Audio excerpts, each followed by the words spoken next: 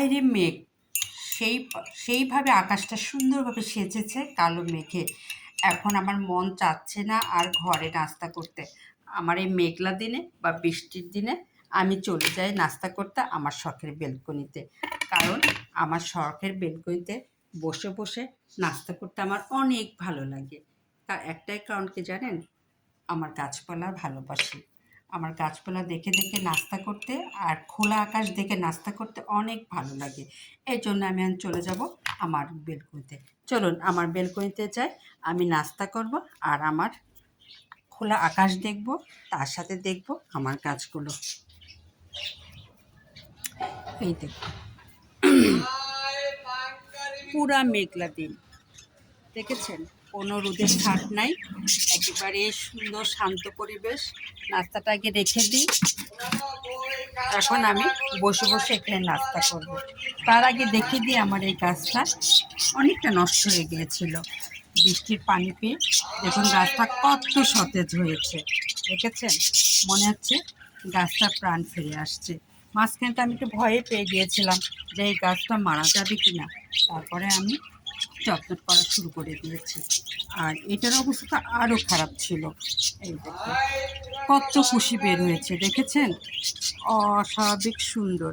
এই দেখুন, এই গাছটার অবস্থা ভালো ছিল না, তবে বৃষ্টি যে গাছের জন্য কত দরকারি আর কত উপকারী এই গাছগুলোর চেহারা দেখলে বুঝবে।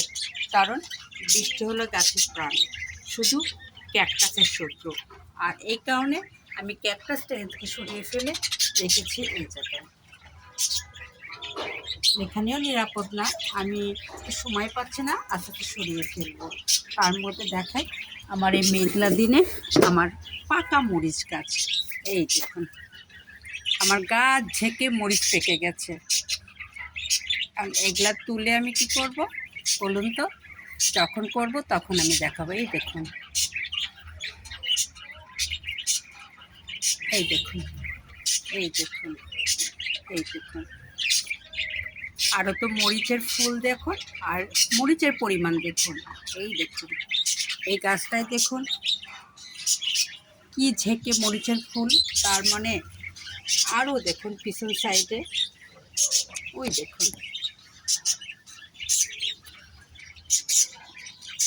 অসাধারণ, মাশাআল্লাহ। কারণ এটা একমাত্র সম্ভব হয়েছে যত্নের কারণে।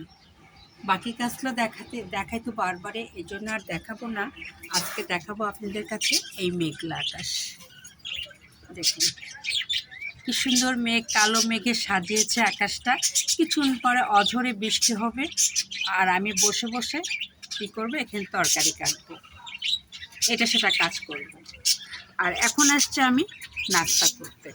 তার আগে আমার গাছগুলো দেখুন, ওই বারান্দাটা দেখুন, একটু কাছ থেকে দেখাই। আমার ওই গাছটা দেখা যাচ্ছে না, ওই বারান্দায় আমার গাছগুলো খুব সুন্দর হয়েছে। এই দেখুন, কারণ এই দেখুন, এই দেখুন, এটা আমার আরেকটা বারান্দার লুক। বাহির থেকে খুব সুন্দর লাগে, প্রচুর ফুল ফোটে। আর এটা আমার আরেকটা বারান্দা।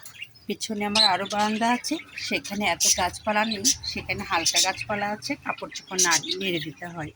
এই দেখুন কি সুন্দর, বর্ষা এসেছে এদের সৌন্দর্য বাড়িয়ে দিতে।